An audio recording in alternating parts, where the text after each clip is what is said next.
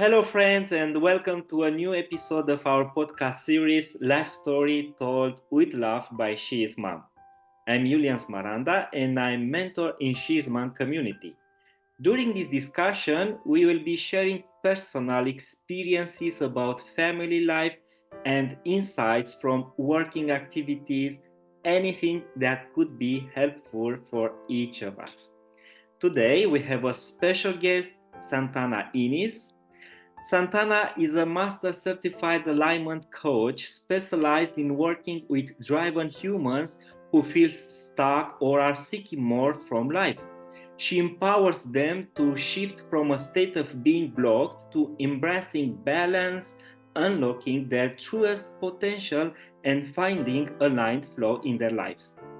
Beyond her professional journey, Santana is a lifelong learner and explorer.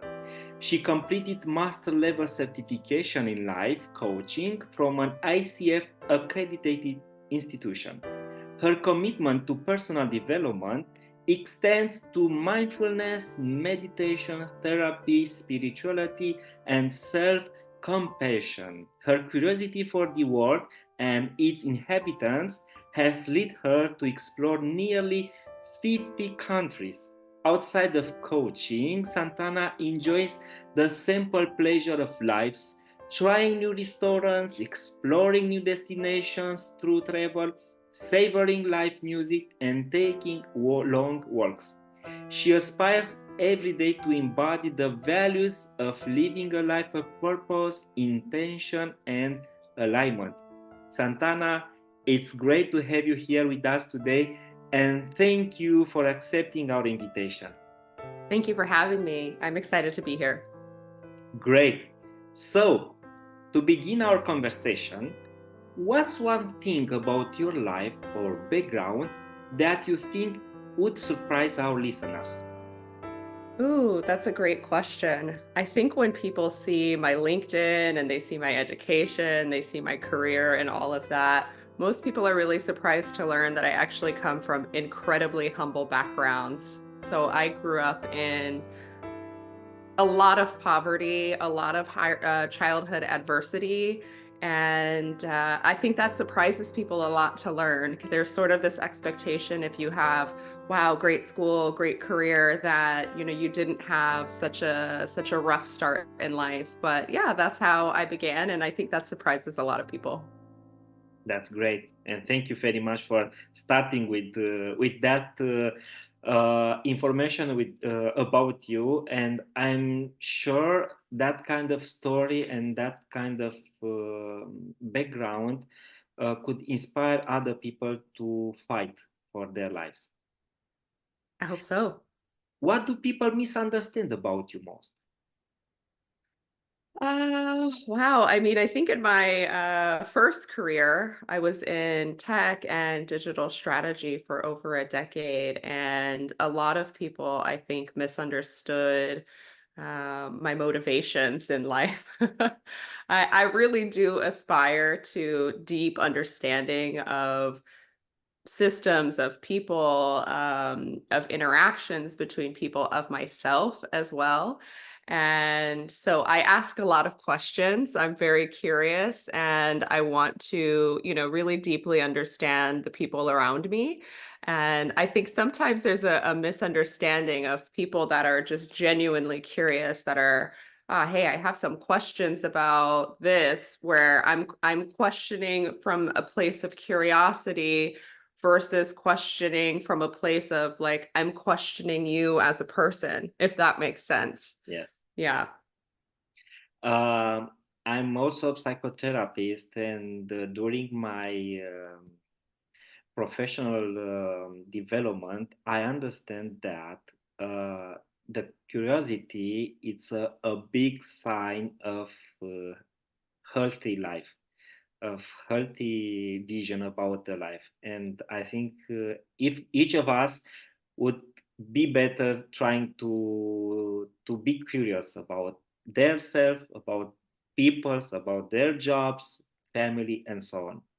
Absolutely. And I think just to share a little of what came up for me as you mentioned that, a lot of times, especially as women, when we go into the workplace and, we give an opinion or we ask for more information or we ask for questions, sometimes that's responded to, if there are men in leadership or, it's just not a good work environment with some suspicion, like, why do you want to know this? Or like, oh, are you questioning my authority? Or are you criticizing me as a leader? And it's important to remember that curiosity, as you said, is this beautiful quality in life. And the thirst to learn and to grow and to have that growth mindset as a person, this is a really beautiful quality, but it can bring out the shadows in other people. But that doesn't mean you should stop. Be curious, lean in, have this mindset of growth and learning. And, you'll eventually build the network around yourself that supports those qualities in you. Yeah, that's true. And what is the moment when you decide to become the person you are today? Oh my goodness, it's probably a million tiny moments, right? I think when my biological father died, this was many years ago at this point, but I sort of had a Forrest Gump moment. And if the listeners haven't seen Forrest Gump, it's this really cute movie with Tom Hanks. And at one point, his father dies, and he decides to run across the United States, and he just runs for weeks and months, runs. So I had my Forrest Gump moment. I took up running, I took up therapy, I took up meditation and Buddhism all around the same time. And it was a decision that, okay, life right now is hard. It's hard for me to feel successful in my career. It's hard for me to feel successful in my relationships. I have two choices right now. I can either keep going down this same path where I'm not feeling good, right? Or I can muster up some bravery and I can go in that door that's unknown and say, okay, what's going on in here, right? Inside my brain, inside my heart. And I think that was probably the biggest turning point in my life, was entering that era of self-exploration and personal development for sure. It's about 12 years ago now, 13 years ago. Yeah. That's great, and thank you for that. And usually, if you choose that kind of unknown for us, could we will not only could, but will develop us as person, mentally, spirituality, and not only. Absolutely. And I think, what do you have to lose? If you keep doing the same thing over and over and it doesn't feel good, you could try something new and it's not going to feel worse, Yeah, but maybe it could feel better. great. And what is one of the most profound lessons you've learned from your cultural background or travels? Oh, beautiful question. So I immigrated to Portugal 3 years ago, and my father immigrated to the United States from Panama, and his father immigrated to Panama from Barbados. And so I think a part of my heritage and upbringing, first of all, immigrants are survivors. Yes. Immigrants are people that say, ah, okay, life here's not good. I want more, and I want more opportunity, more safety, more wellness, more health. And so that's a big part of my story and my family's story, is that you can move toward more wellness. And immigrating is hard. Learning a language is hard. Learning a culture is hard. And so you learn about yourself a lot in the process. And it gives you a sense of more curiosity and compassion for people that are different from you, and more perspective about what's going on in the day-to-day lives of other people that don't look like you, don't pray like you, don't think like you.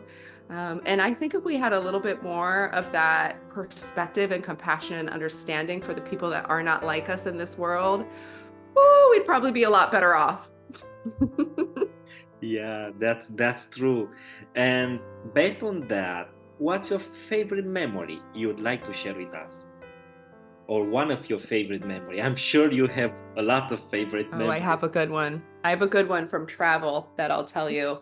It was probably the time where I learned that, it was the first time I really, really learned the lesson that people are inherently good, and it doesn't matter if they're not like you. People are inherently good. So I was in Laos and I was with a boyfriend at the time, and we took rented a scooter, and we wanted to go to this waterfall that was very far outside the city. And we got two flat tires on the scooter.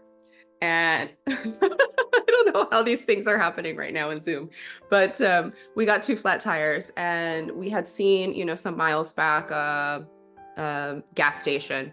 So my boyfriend left me and he took the motorcycle because only one person can ride it with the flat tire. So I'm walking in the middle of nowhere in a country not like my own at all. I don't understand a single word of Lao. And here comes a woman on a motorcycle and she's honking at me, and I'm scared. I'm so scared. I'm like, I'm alone. There's a person. What are they doing? And she's just like vigorously motioning for me to get on the motorcycle. And I was like, this is it. This is when I die. Like, I'm gonna be killed. But I got on the motorcycle, Lord knows why. And I thought she was gonna drive me to this gas station, but she drove me someplace else. So I was really scared. And where she drove me was to the one person in the village that spoke English, so that he could tell me what was happening and where I could find my boyfriend and what was going to happen with the motorcycle. And I just thought, wow, this was such a beautiful experience. Here's a person that not only went out of her way that day to help two strangers, but also understood that in my position, I was really afraid, and took me to the one person that she knew could help me understand and feel a little bit safer and a little bit better. And I just thought that was such a beautiful experience. Was maybe 15 years ago, and it's stayed with me ever since. Yeah. And it's very deep. Yeah. Great. Um, Based on your life experience, how would you advise our listeners when they have to take a difficult choice or when they struggle with difficult moments in their lives? Yeah. I think, first of all, struggle is a part of life, right? We don't get to escape it. For some people, the struggles are really big, and for some people, they're less big, right? It's just how the world is working. And so the first step, I think, for me is to just recognize, okay, I'm in struggle. I'm suffering a little bit now, and I don't like it, but okay, it's happening. I accept that it's happening. The second part is, we have a lot more options, decisions, empowerment than we sometimes realize. And for me, the biggest piece about making difficult decisions is about making decisions that align with who I am, what I value, and where I want to be in life. And coming from that place, it can make a difficult decision a really fast decision. Maybe it's still difficult, right? Maybe you're moving country, maybe you're leaving a relationship, maybe you're changing a job or changing a career. These are difficult decisions that will come with some emotions attached, right? But when you do the deep work of saying, okay, who am I? Not my parents, not my religion, not my family, not the pressure, but who am I? What do I value? What do I believe in? Where do I want my life to be in 15 years?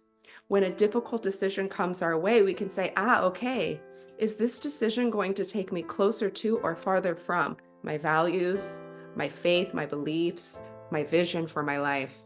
And those are probably the two biggest tips, is just the acknowledgement that suffering is a part of life, and that makes it okay, right? We don't have to fight that we're making a difficult decision. And then that deep self-knowledge to be able to make a decision that aligns with who you deeply and truly are and where you want to go. It makes the decisiveness, the weight of making the decision so much easier. Great. Thank you very much. And I think also our listeners will take a very good advice from you. I will have my last two questions for you because Okay. we have that kind of short podcast, but I think it's proper for our listeners. What is your life motto? Ooh, my life motto. Oh my goodness. Well, people that know me or have worked with me know that I have a lot of little sayings, little phrases that I Yeah. use a lot. And I'm trying to think of a good motto to leave the listeners with. I mean, one that I take like straight out of my practice of Buddhism is no mud, no lotus. I say this all the time. And it basically means like without some of the more difficult parts of life, without some struggle, without some of our background, you can't hope to have a beautiful flower, right? The lotus flower grows in muddy lakes, muddy bodies of water. And so you have this beautiful flower that can come from something that's difficult or some form of struggle.